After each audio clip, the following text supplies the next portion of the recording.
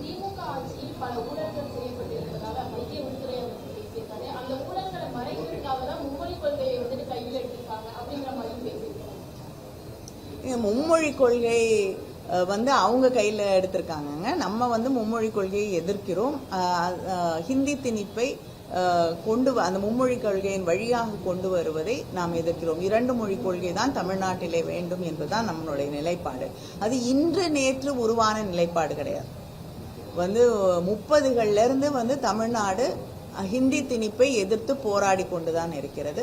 அதன் தொடர்ச்சியாகத்தான் நம்முடைய முதலமைச்சர் அவர்கள் 2 மொழி கொள்கை தொடர வேண்டும், மும்மொழி கொள்கையை ஏற்றுக்கொள்ள மாட்டோம் என்று திட்டவட்டமாக அறிவிப்பது இந்த நீண்ட வரலாற்றின் அடிப்படையில் தான்.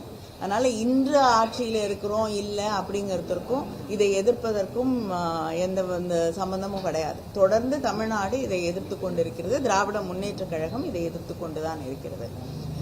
நீங்க பிஜேபி எடுத்துக்கிட்டீங்கன்னா ஒன்றிய அரசாங்கம் இன்னைக்கு கிட்டத்தட்ட எல்லா எதிர்கட்சி தலைவர்கள் மீதும், நாடு முழுவதும் இருக்கக்கூடிய எதிர்கட்சி தலைவர்கள் மீது இன்கம் டாக்ஸ், சிபிஐ, இடி இது 3ஐயும் அவர்களை அடக்குவதற்காக, அவர்களை ஒடுக்கி விடுவதற்காக தொடர்ந்து பயன்படுத்தி கொண்டிருக்கிறார்கள். யார் யாரெல்லாம் அவர்களை எதிர்த்து பேசுகிறார்களோ அவர்கள் மீது இந்த இன்கம் டாக்ஸ், சிபிஐ, இடியை அவங்க பயன்படுத்துகிறார்கள். கிட்டத்தட்ட 95% இடி கேசஸ் எதிர்கட்சியில இருக்கக்கூடிய தலைவர்கள் மீது போடப்படுகிறது. ஆனா கன்விக்ஷன் ரேட்னு எடுத்துக்கிட்டீங்கன்னா 2% கூட அது தொடுவது கிடையாது. அதனால எந்த அளவுக்கு பொய்யான வழக்குகளை அவர்கள் போடுகிறார்கள் அப்படிங்கறத நம்ம தெளிவாக பார்க்க முடிகிறது.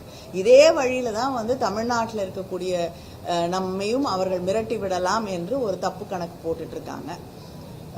அதனால இவங்க தான் ஆட்சியில செய்யக்கூடிய தவறுகளை திசை திருப்புவதற்காக இப்படிப்பட்ட வழக்குகளை தொடுக்கிறார்களே தவிர, இப்படிப்பட்ட குற்றச்சாட்டுகளை வைக்கிறார்களே தவிர நாம் திசை திருப்ப வேண்டிய அவசியம் கிடையாது. ஏன்னா நம்ம முதலமைச்சருடைய திட்டங்கள் மக்களுக்கு போய் சேர்ந்திருக்கிறது. மக்களுக்கு அவருக்கு திராவிட முன்னேற்ற கழக ஆட்சிக்கு ஒரு நல்ல வரவேற்பு இருக்கிறது.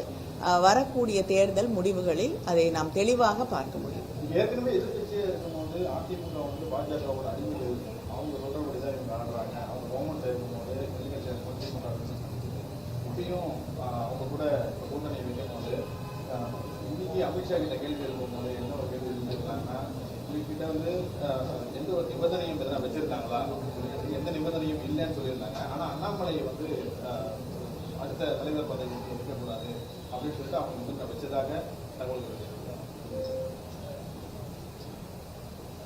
இல்லைங்க, நம்ம தொடர்ந்து அவர்கள் கட்சியையும் ஆட்சியையும் அங்கே அடகு வைத்து விட்டார்கள் என்ற குற்றச்சாட்டை அப்பொழுது சொல்லிக் கொண்டிருந்தோம். இப்ப மறுபடியும் கொண்டு போய் அடகு கடைக்கு போய் அந்த வாசல்ல நின்றுட்டு இருக்காங்க.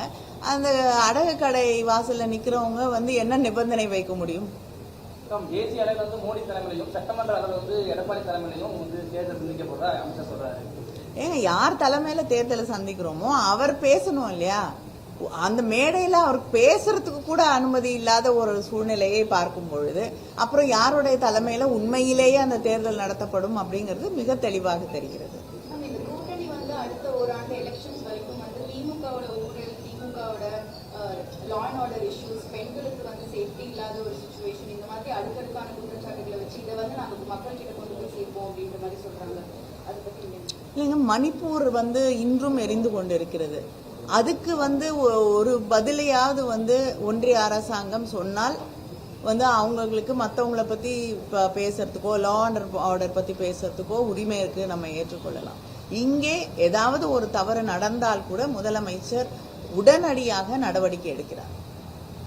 அதனால இவங்க சொல்லக்கூடிய அந்த தவறான பொய்யான குற்றச்சாட்டுகள் எத்தனை வேண்டுமென்றாலும் சொல்லிக்கொண்டே போகலாம். ஆனால் மக்களுக்கு உண்மை தெரியும். மக்களுக்கு இந்த ஆட்சியின் மீது நம்பிக்கை இருக்கிறது.